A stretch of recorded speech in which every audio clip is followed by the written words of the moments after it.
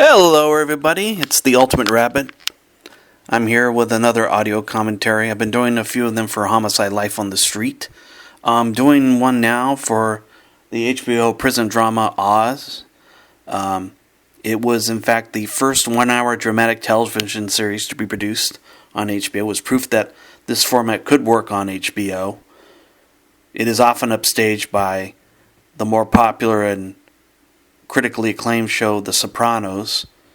It's understandable that it's not as big, but Oz was not as successful, but it did run on for 6 seasons and ran from 1997 to 2003. So yeah, this show ended 20 years ago. It still feels like it was on yesterday.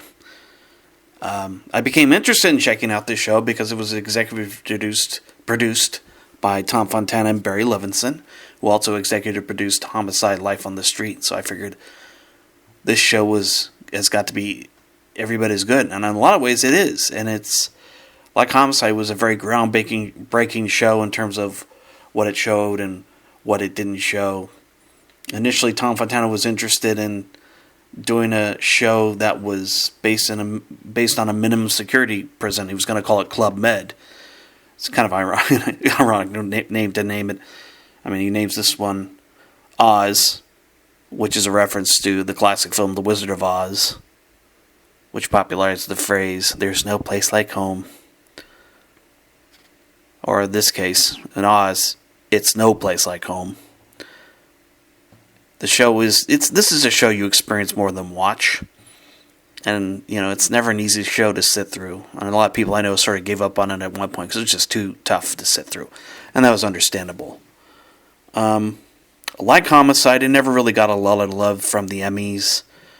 Other critics associations praised it, but the Emmys, for some reason, just only like Tom Fontana's shows so much, which is a shame. Well, obviously, one of the things also is that with it being on HBO, there's a lot more freedom to play around with violence and language. Well, it should be known that the violence here is never glamorous, or nowhere as glamorous as certain prisoners want to make it out to be.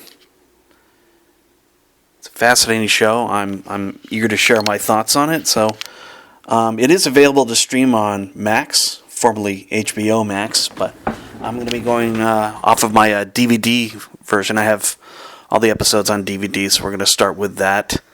So I assume you have your episode queued up. So we're going to start here at the same time.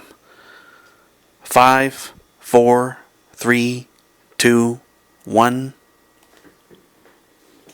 And here we go. HBO original programming. I love how heavenly that sounds. Now, the scenes you see here in the opening credits are of scenes from future episodes or this episode. And if you look carefully, there are certain scenes that are taken from Homicide: Life on the Street. I can point them out to you if you want. And, of course, the arm that's getting tattooed there is Tom Fontana's. He has the Oz tattoo. Apparently, they tried to film it from different angles, and it got to the point where the tattoo artist was like, "Look, if I do this anymore, this guy's going to bleed to death, okay? Let's stop."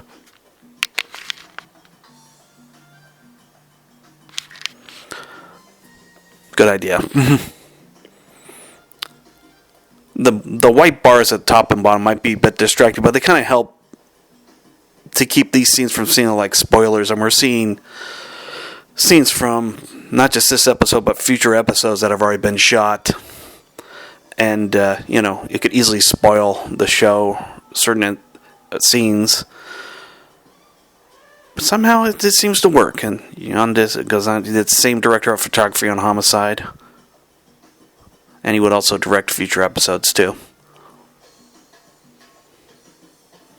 I've never gotten a tattoo. I'm not sure I want to get one.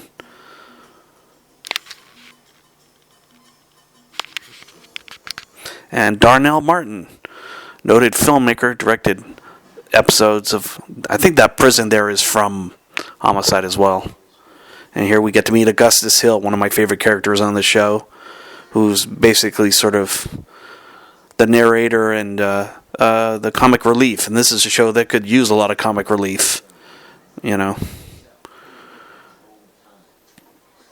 Oh man, this episode gets off to a very violent start, doesn't it? You look at Tobias Beecher, the first thing you think is, what the hell is he doing there? He has no business being there. And that's Lee Tergesen, who would also play Chris Thorman on Homicide: Life on the Street. He plays a guy who was once a nice guy, but now is inmate through a tragic drunken mistake. We'll see soon. Now, we're going to be introduced here to Tim McManus, the manager of Emerald City, the experimental unit in Oswald Maximum Security Penitentiary, and then, of course, Warden Glynn, played by Ernie Hudson. And this is sort of showing the different approaches they have to dealing with prisoners. Of course, you know, Ernie Hudson is probably best from the Ghostbusters films. And Terry Kinney, he's a journeyman actor. He's been around for a long time. He's one of the founding members of the Steppenwolf Theater Company in Chicago. This is interesting how they sort of tour the different prison cells, and C Block is the isolation unit. Not the kind of cell I want to spend the rest of my life in.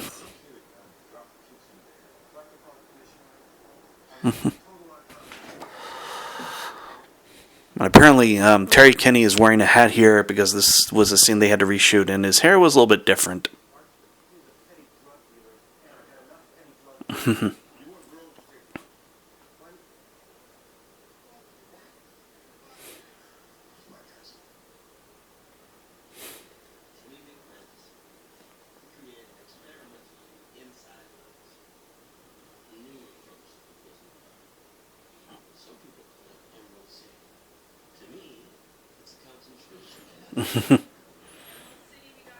Edie Falco. The great Edie Falco. It's not long after I first saw her on Homicide: Life on the Street, and this was before she would become a big television star thanks to The Sopranos. She's great playing someone who's been toughened up by life and who is just trying to get through the day like everybody else, like the other correctional officers and the inmates. I love how she delivers this speech.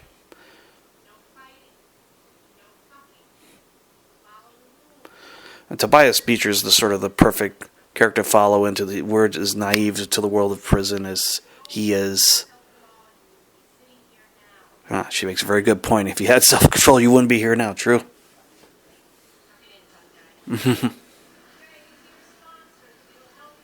Kind of like this idea these prisoners get sponsors to help them get justice to life in prison.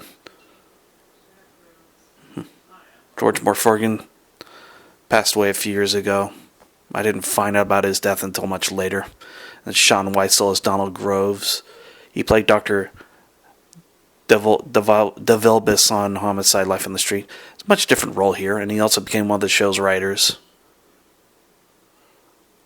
You know, that hand gesture looks more painful than the Vulcan salute.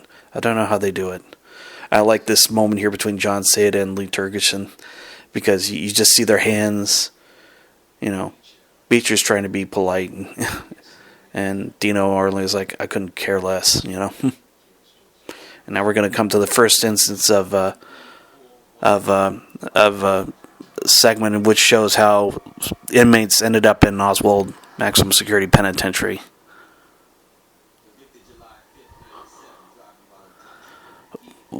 It's bad enough he was driving drunk, and the fact that he killed a little girl makes his crime even more unforgivable. No, don't stare. What are you doing? Don't stare at the other inmates. Like I said, it just pushes them down. It's a great shot there.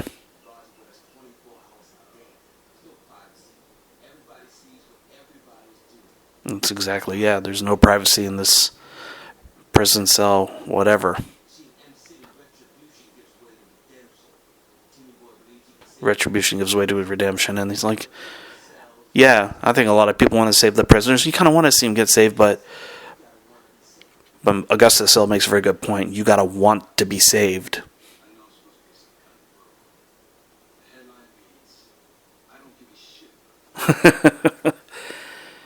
John Seda would go on to play Paul Falzone, a auto squad detective on Homicide: Life in the Street, who gets transferred to the homicide unit in season 6. I remember the fans really complaining about Seda, saying, "Oh, he's not that good. Come on, he's no Frank Pembleton. He's not supposed to be Frank Pembleton, for crying out loud." And he's a better actor than people give him credit for, and he's really great in this episode, playing just a guy who just has no hope. He's in prison forever. He's never going to get paroled.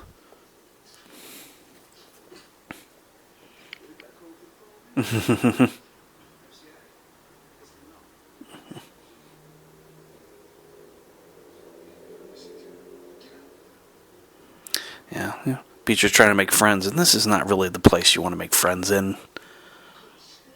And then we're going to come up to Mums, whose poetry in the show is great. I love how, as divided as the prisoners are amongst each other, they give their full attention to Mums, who plays Poet. It's great. It's sad that he's no longer with us. He left us way too soon. There's a lot of actors on the show that left us way too soon. Sean Whitesell, I think he was in his 50s when he died of cancer. That was just tragic. And he's missed. So is Poet. I mean, Mums is just hilarious. He's just great. He commands your attention like many of the actors on the show do.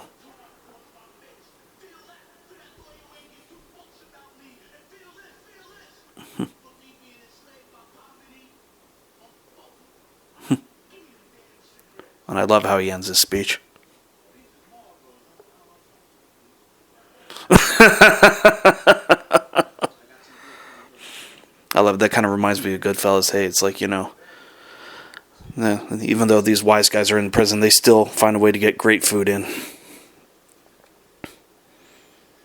It's kind of like middle school, finding a place to sit in the cafeteria can be a bit treacherous.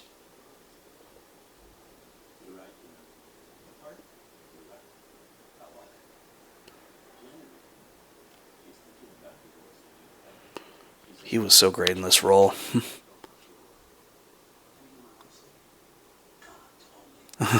He seems to know everything, and there's never really an explanation for that. And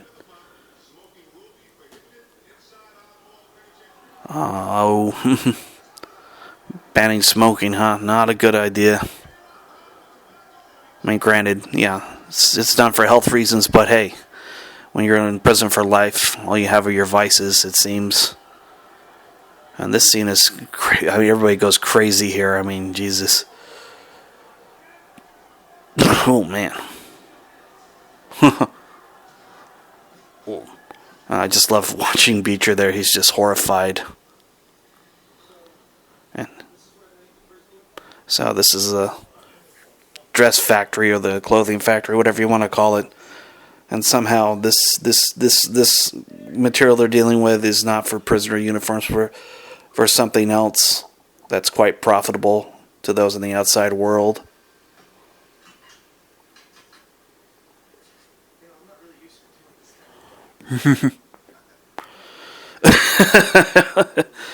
Beecher doesn't know when to shut up.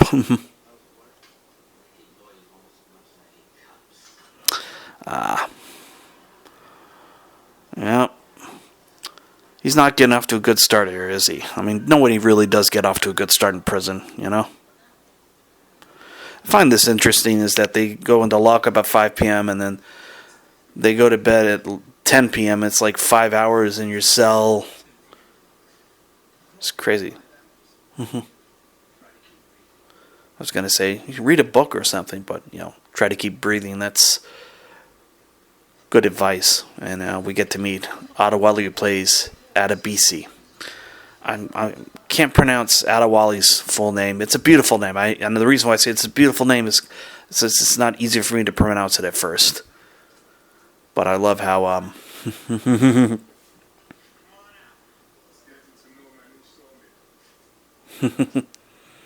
such a wonderfully imposing presence there.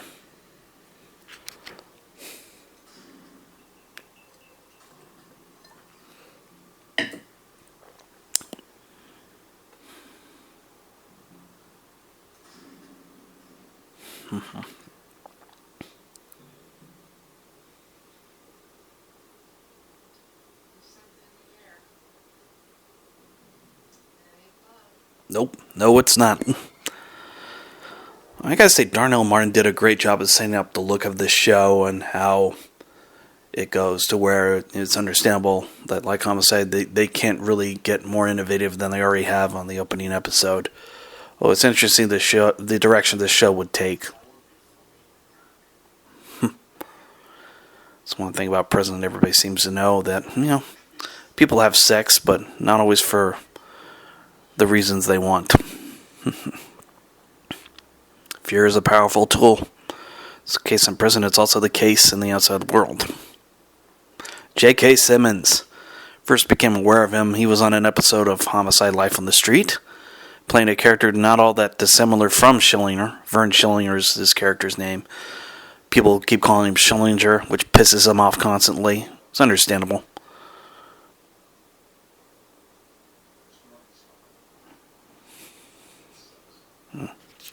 And I love how J.K. basically helps ensnare Lee Turgeson here into his web.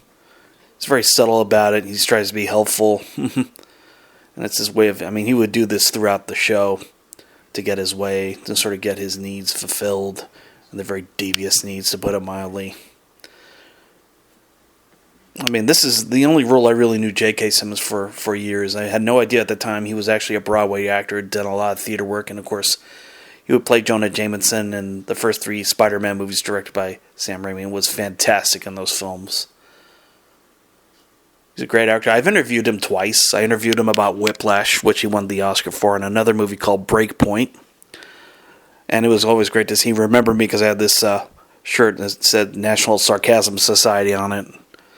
It's a shirt I often wear to press days because I just don't want to be like everybody else unless it's required of me. If they want me to wear a suit and a tie, that's fine. But rather than that, I want to throw a wrench in the works, do something a little different,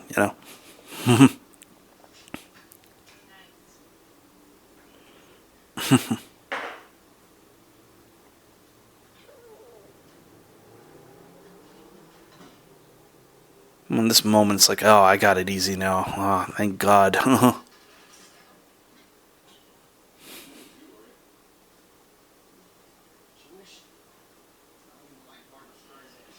Yeah, Tom Fontana says that's his attempt at humor. It doesn't really quite work.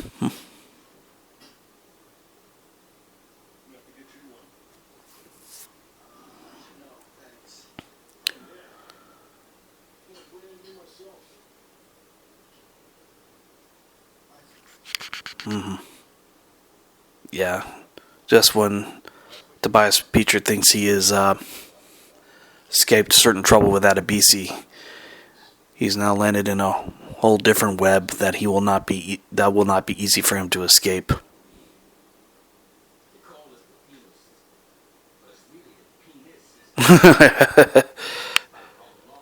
Yeah, the penis system is right, and we're going to come up to first scene really of graphic nudity here, as Beecher is made to suffer under the tutelage of Schillinger, so to speak, as he puts a tattoo on him that will never be easy to remove.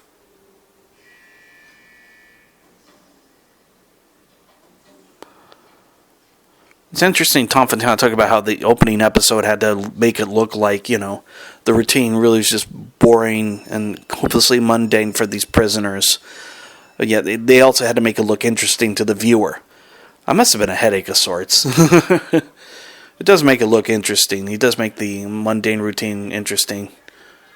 And the shakedown here, of course. As you see, the correctional officers have a great relationship with the inmates.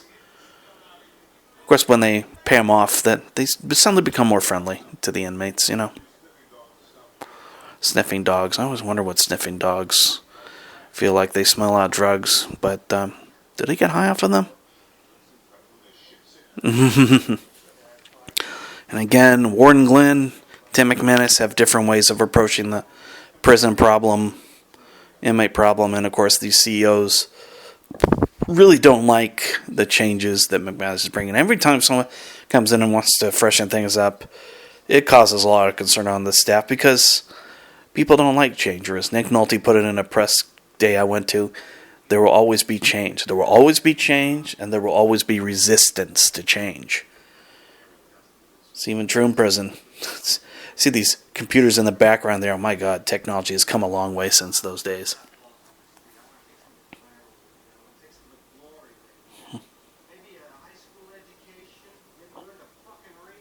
Yeah, there you go. That's a start. Get people to read.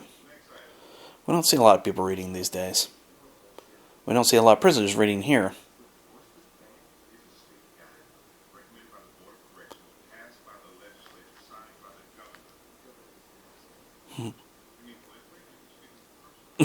I like that. Yeah, because I think at least there's something they agree on, that obviously the governor is not the most likable person. We will meet him in a future episode.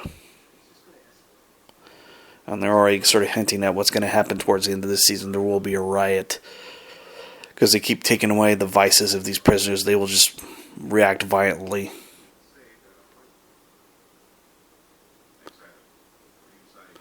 And now we're going to learn about Kareem Saeed, played by Eamon Walker.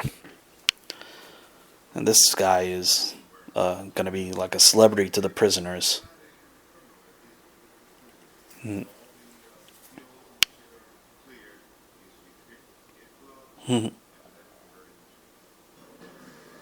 Now this explosion here, I think this was on an episode of Homicide: Life on the Street. And here we meet Eamon Walker, who's playing Kareem Saeed. And we also learn his real name is Goodson Truman. We don't get to hear that much throughout the show. It's just Kareem is the name he may not have been born with, but that's the name we know him best for. Blew up a wine-owned business. And I like how it shows how powerful the Muslims can be as a group. Now,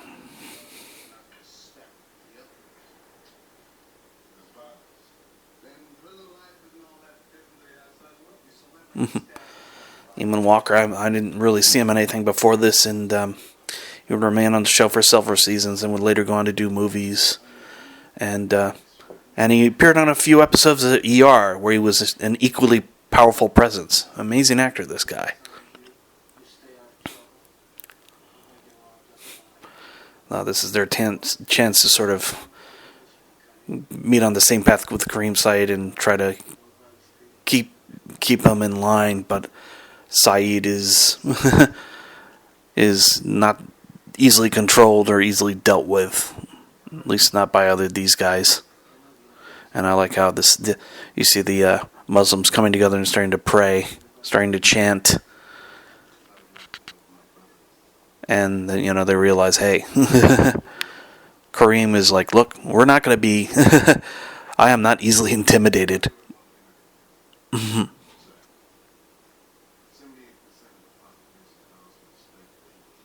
I like how he says penitentiary.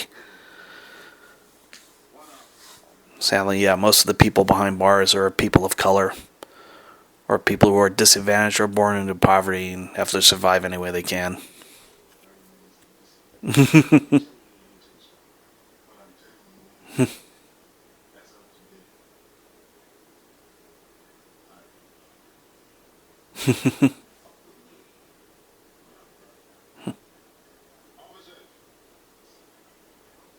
Assalamu alaikum. That's a phrase we will hear repeated a lot throughout this show.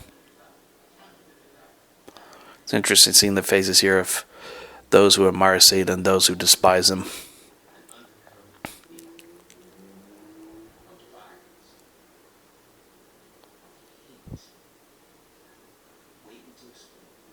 Yep. Always something simmering underneath the surface.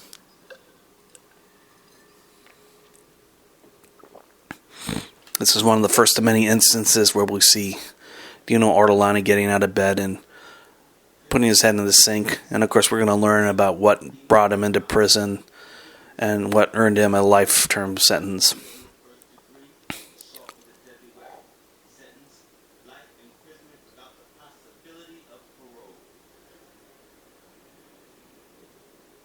That's a great shot there.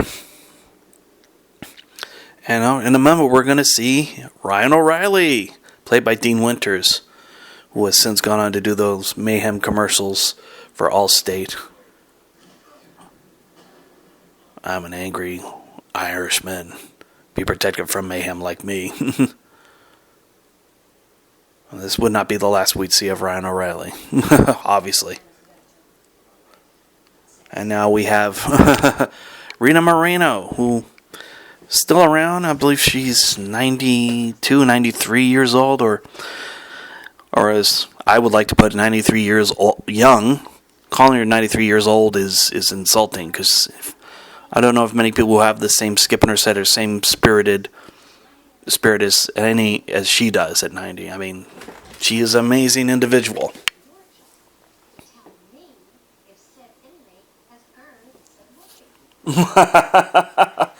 Said Whoopi. Conjugal visits, And we learned there that Mattis is divorced. We'll find out why.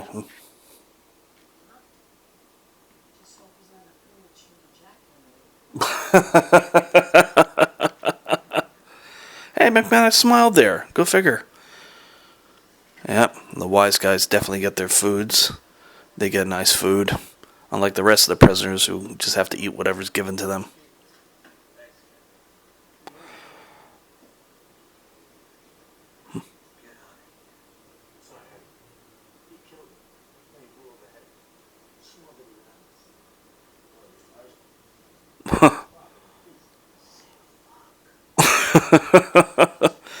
Tony Musante has passed on.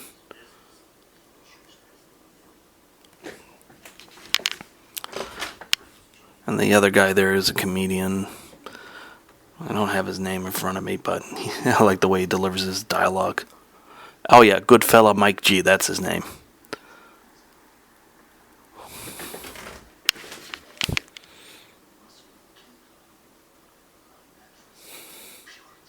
And Eamon Walker just has such a tremendous presence here as Creamside, to where it's easy to see how he can get many people of color to follow him.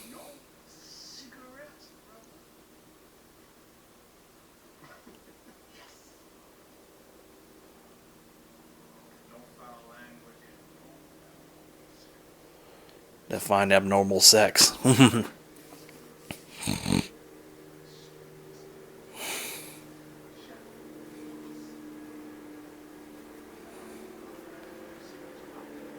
He makes his presence known.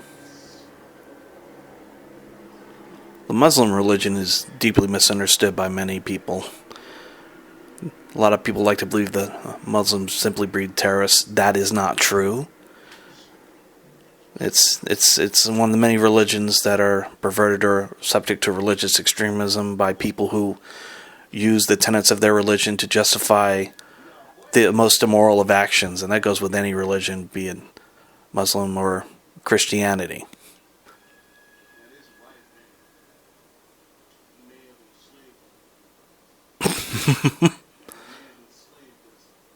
I love the look in J.K. Simmons' eyes there. There's a lot, that's the thing with film acting. Sometimes it's not dialogue, it's just a look you give that says so much. And the actors here are keenly aware of that. We see him smoking here. We don't see Schellinger smoking a lot in the rest of the series for some reason. We do see him and the other characters losing a lot of weight in future episodes once they realize, oh, hey, I got to be naked? Okay, I got to look somewhat sexy.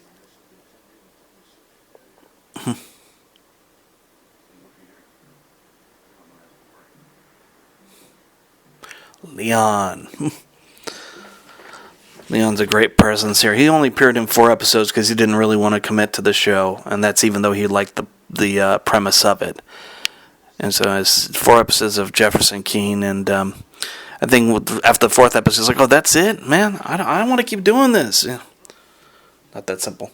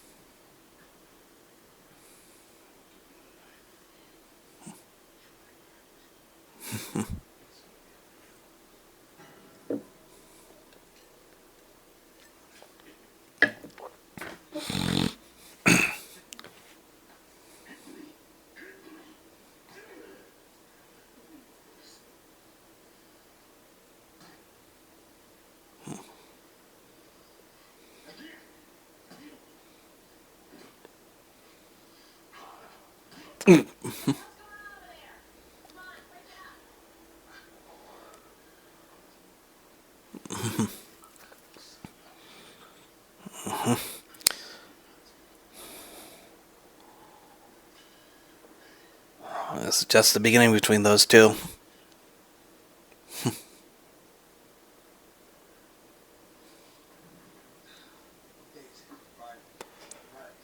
She's lying. What day is it? Yeah, I imagine it's easy to lose track of time when you're in prison.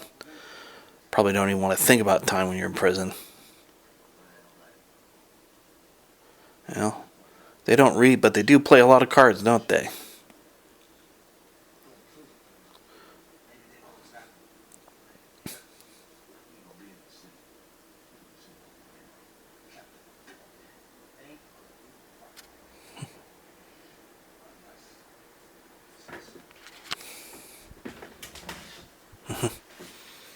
Oh yeah, sure. I'll abide by that. You know.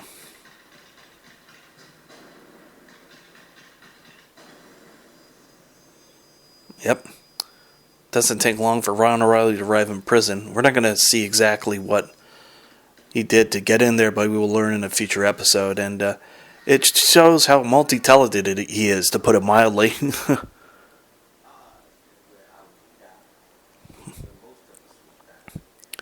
Yep. Most characters in this show will die. And that's the thing about the show. You don't know who's going to make it from one episode to the next. It creates a certain amount of anxiety when watching this show, you know. And some characters here, they look to be, you know, the main characters of the show, but this is quickly proven wrong. It made watching the show rather frightening. Because, you know, certain characters you kind of root for, although later you realize, you know, maybe I shouldn't have rooted for them. That was silly. And again, the routine. He's putting his head in the sink again.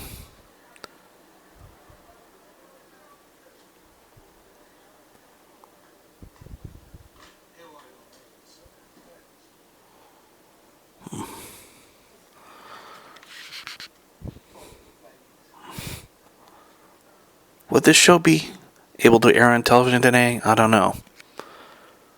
But it was never intended to be a politically correct show. I mean, people have their divisions, and it's honest about the behavior of certain people and sort of shows how insecure they are with themselves, to put it mildly. You know. Depends. I mean, actually, apparently I read that Tom Fontana was actually aiming to produce another version of this show without the language so that it could run in syndication, but he quickly dropped that idea because it just wouldn't work. It wouldn't have made sense. That was smart of him. I don't think it would have made sense at all.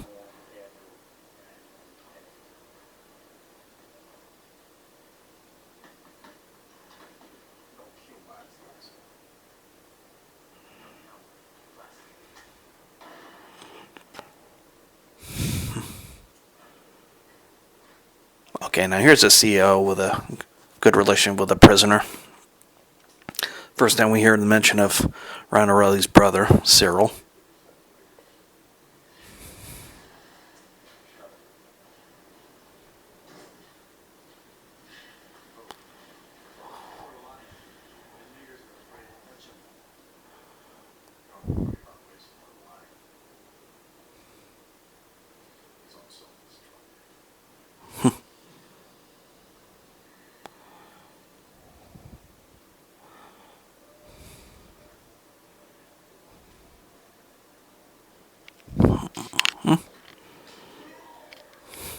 Oh, they get to watch TV at least.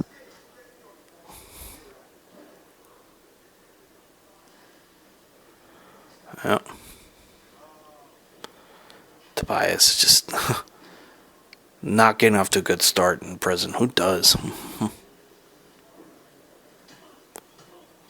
Ooh.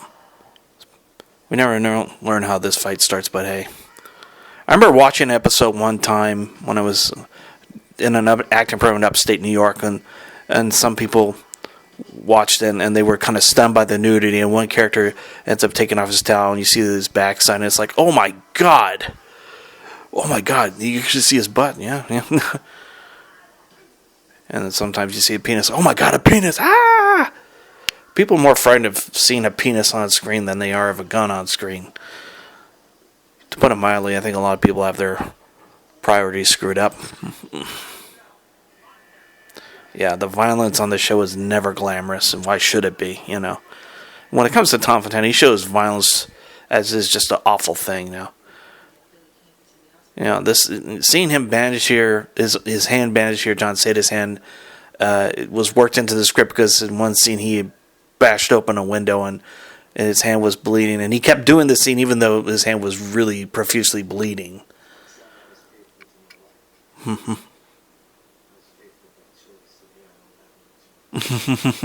And here we get to meet Dr. Gloria Nathan, played by Lauren Velez, who, I mean, the women on this show definitely have balls. The men, it depends on which of the characters you're talking about. They're not as ballsy as they think they are. And some are just tough. They have to put up a tough facade because they don't have a choice. It's all about living from one day to the next.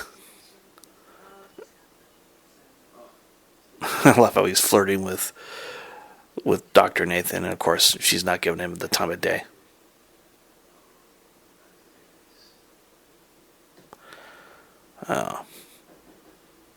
Somehow I don't think McManus is going to keep that as a pet.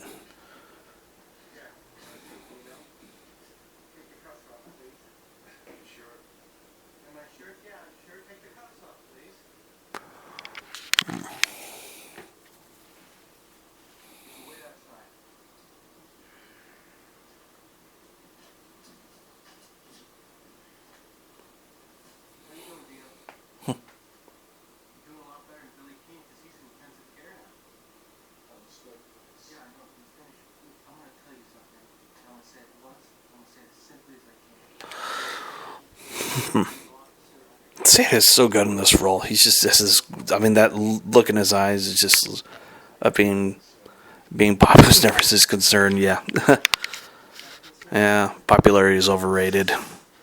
It's a lesson I wish I learned earlier in life. But you know, he's just great. He's just because this is the thing I love about the show. Some of these characters, I mean, all these characters, I should say, have a really good reason for being behind bars. Even Beecher, he deserves the prison sentence he got.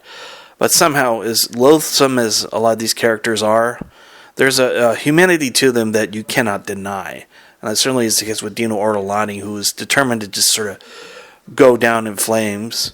Not that I want to give anything away here. He's just determined to, you know, he knows he's going to die in prison, and, you know, he doesn't see the point of having, you know, what kind of meaning can his life have behind bars? And it's easy for someone like McManus to say you can, but, you know, for Dino Ortolani, that's not really the case, you know. But as this episode goes on, we'll come to see if he does have some humanity in him.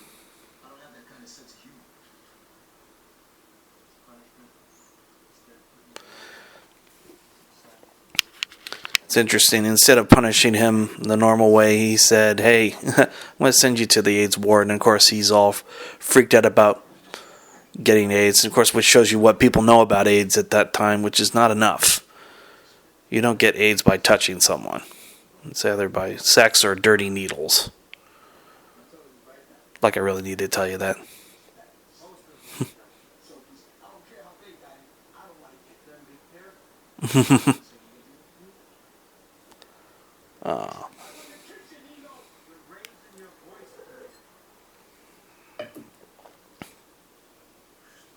Tony Mosanti as Shibetta, another wonderful actor who's no longer with us.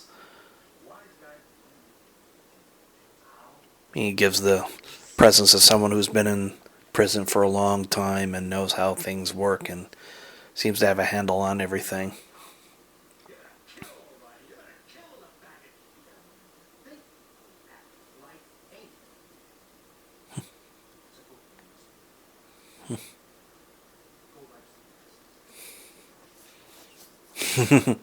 Go wipe some asses. Something that no one looks forward to. There he is. Now, I'd just like to point out there's a very big difference between being HIV positive and having AIDS. In this day and age, some people still treat being HIV positive as if it were a death sentence. It isn't. This guy, however, has full-blown AIDS, as his face shows.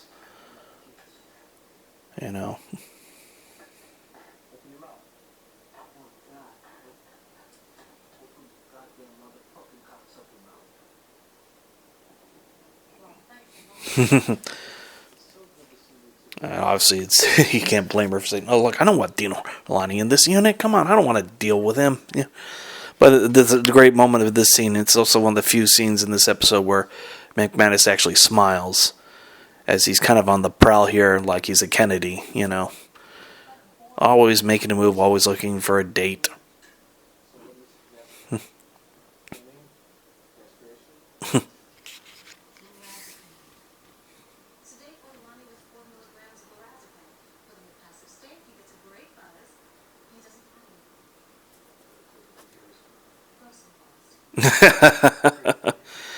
A lot of men on this show deserve to hear that phrase, grow some balls. The women, on the other hand, they have balls. Whether it's Dr. Nathan, Sister Pete, or Officer Wilsey. Wilsey, I think that's how you said the name. I probably screwed it up a bit. Leon, a very talented actor who played Little Richard in a TV biopic. He also was great in the Sylvester Stallone film Cliffhanger, as he thinks he has the upper hand on Stallone, and then Stallone picks him up and impales him on a stalactite. It was a very memorable scene. He was great. And once again, the relationship between the inmates and the prisoners is not very strong.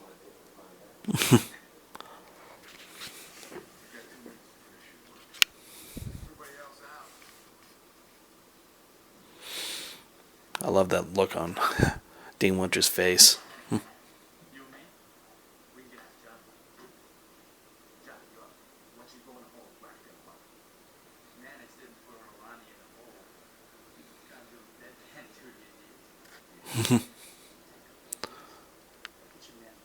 This is a perfect example of Ryan O'Reilly's subtle way of getting advantage of this situation and of getting people in where they need to be.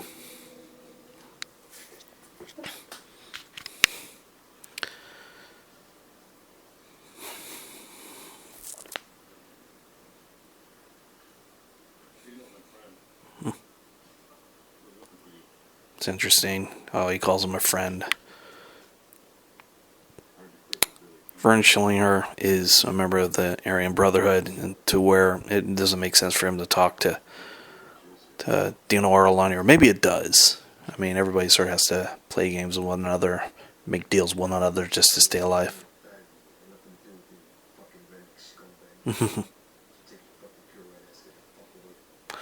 Keeps pushing everybody away.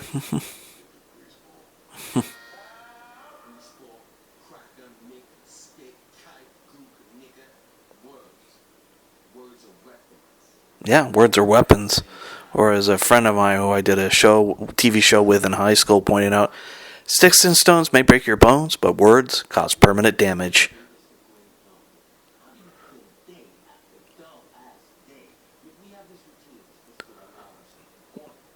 Right, I mean, he's not just talking about prison, he's talking about life.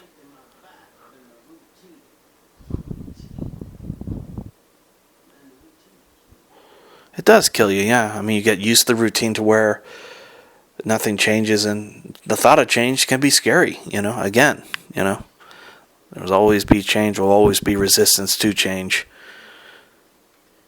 It's another moment where we have Dino Orlandi putting his head in the sink. Again, the routine. Yep. Gets no rest from the routine. It's amazing how much story and character work could fit in 1 hour of television.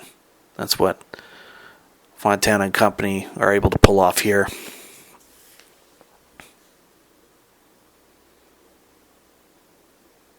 So they don't have metal bars on these prison doors. They're glass. Makes everyone easier to see. Harder to hide.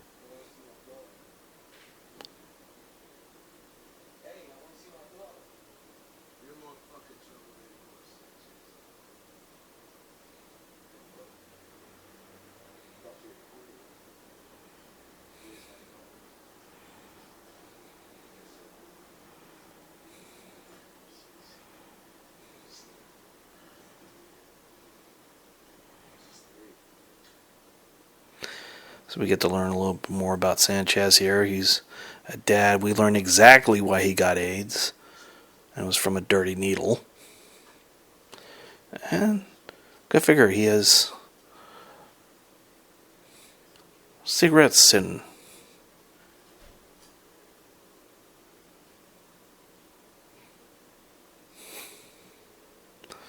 I like these moments between Dino and Sanchez, because you get to see the humanity in both these characters. Even Dino, who was proven to be just a pain in the ass jerk who's willing to push everybody and anybody out of his way, doesn't want to deal with a number of people, doesn't have a choice. As bad as he may be, there is a human side to this character. As I guess Cecil would later say, it's the human part that's the only part worth knowing.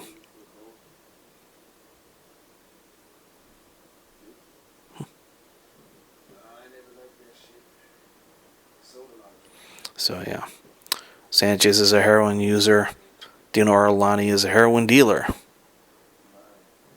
Dino thinks he has nothing in common with Sanchez, but in a lot of ways they do have something in common, and more importantly, Dino's dealing may be one of the reasons why Sanchez is in here and dying of AIDS. Something that, Dino is not quick to confront.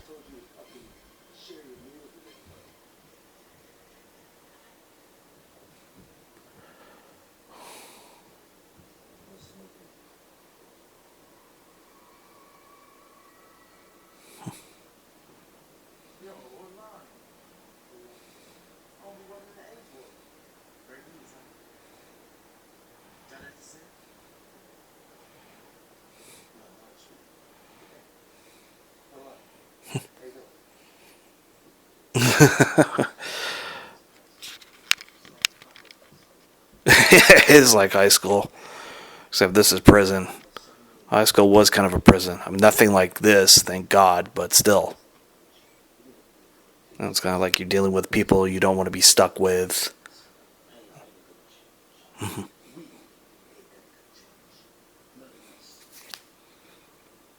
Was that true, though? This show kind of tests that theory. No one's going to change.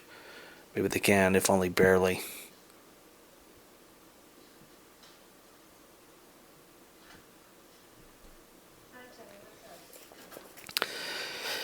And when McManus doesn't get his way, he gets a little bitter, as Schillinger would later point out in a future episode.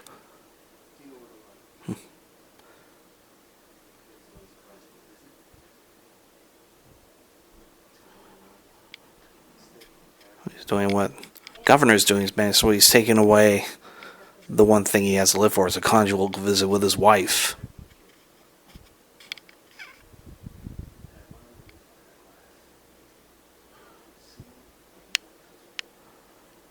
He wants control over Dino, wants him to see the light, but, he could be making things worse.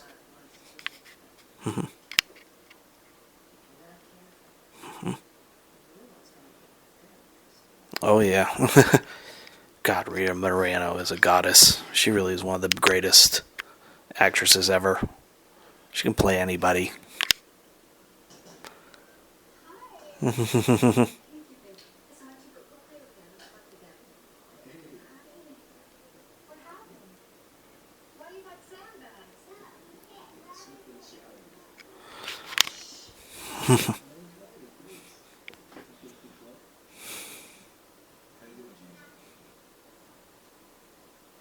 It's a nice moment here between Dino and his wife, but eventually she is going to get pushed away.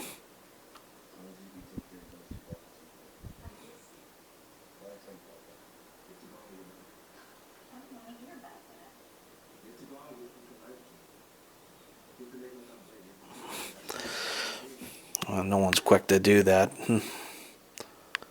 No one's quick to forget you're dead, but knowing that he has no real future, it's kind of understandable why he would push her away, although it's quite cold at the same time.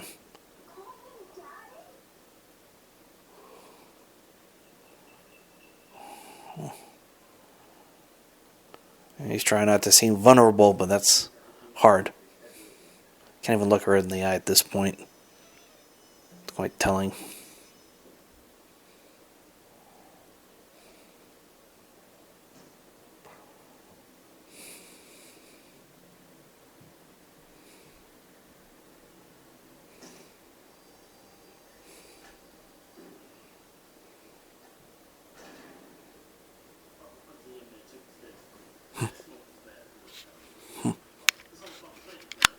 Yeah, prison is definitely bad for your mental health, that's for sure. I mean, city life can be hard on your mental health as well. Now look at that radio. That radio is ancient. Or is that a tape player? Anyway, a lot of people love to play cards. They may not read, but they do play cards. Anything to pass the time, which in prison must move very, very slowly.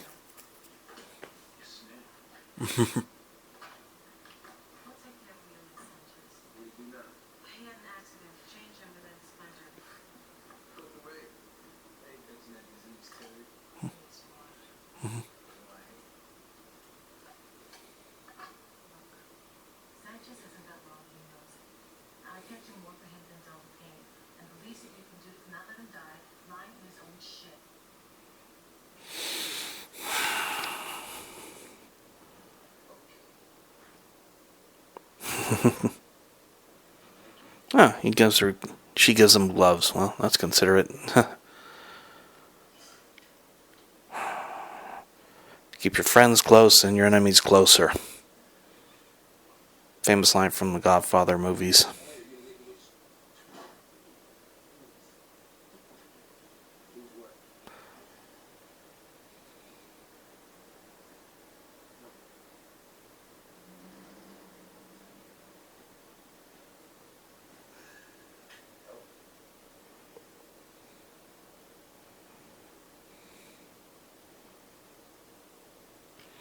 It's interesting seeing these two talk in this scene. It's interesting seeing them, dealing with this.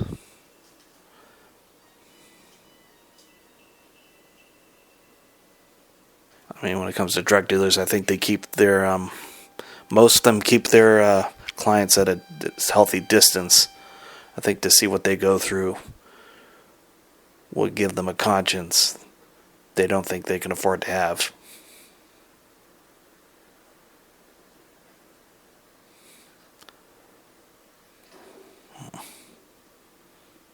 Yeah, there's humanity to Dino and Ryan. And hell, here we have a nice little confrontation between Dino and Ryan O'Reilly.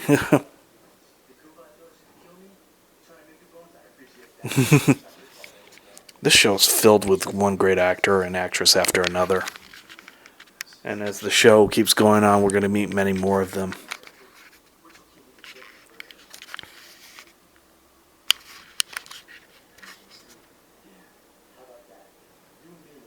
Lasagna boy.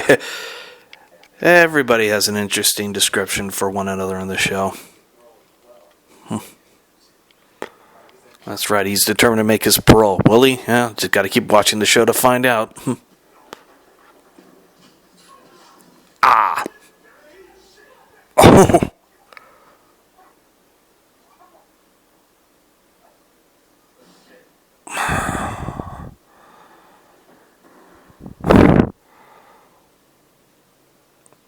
He's developing a conscience, or maybe Dino always had one, and just he can't escape the pain he's feeling. He wants to, but can't. The walls are closing in a place where the walls are high.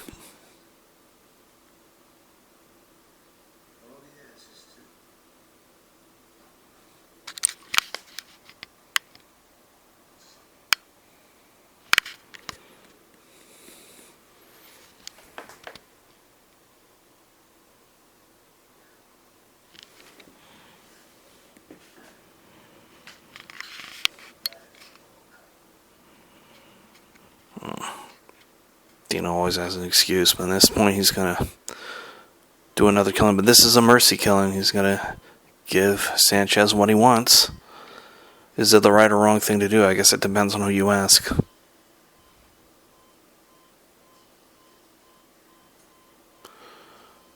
It's a mercy killing, but it's still murder.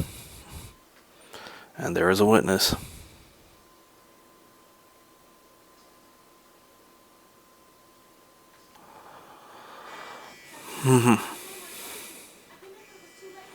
Now, this is a significant scene here because it's going to determine what's going to happen to a lot of characters on the show and how, more importantly, no one is safe. I love it. McManus is trying to get this correctional officers to stop, but they're like, no, we got this,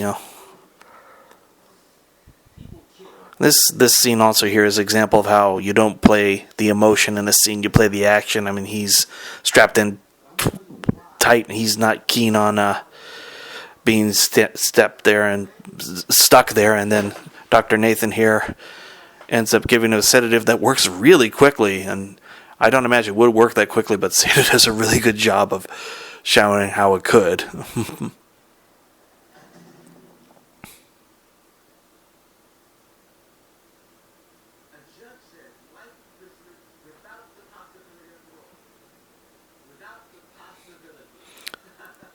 Augustus always ends these episodes with a moral lesson or some very realistic look at life.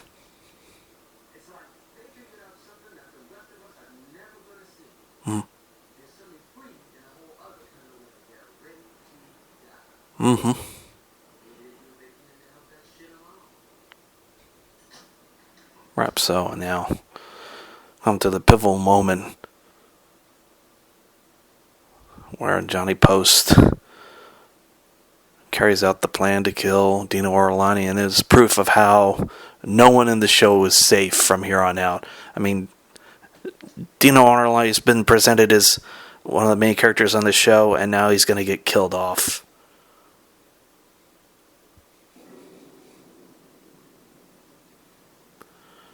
After that, it's like, no one is safe, are they? Nope. No one is safe on this show. And this will cause a lot of anxiety for a lot of people, including myself. It's like, oh my god, are any of these characters going to make it to the next episode?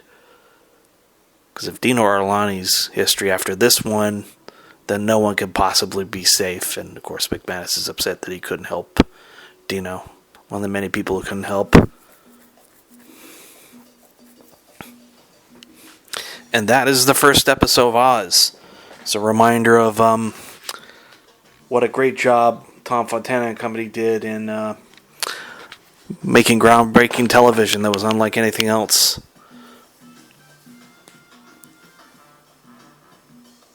And this is a show that, didn't have to suffer through as much compromise as Homicide: Life on the Street did. One of the advantages of working on premium cable television.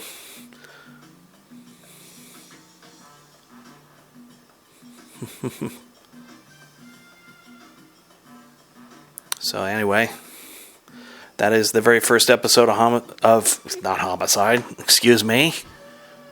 Oz. Many more great episodes to come. Does this episode ever jump the shark? Oh, well, I guess we'll get to that. I guess we'll have to wait and see. Anyway, that's it for me, ladies and gentlemen. I want to thank you for taking the time to listen to my thoughts on the premiere episode of Oz. Please let me know what you think. I'll try to get some more commentaries up here soon, be it for this and Homicide. And thanks for tuning in. Very much appreciated. And please feel free to subscribe to the Ultimate Rabbit YouTube channel for more videos and commentaries and interviews and such. And please visit us at theultimaterabbit.com. Take care, everybody. I'll see you again soon.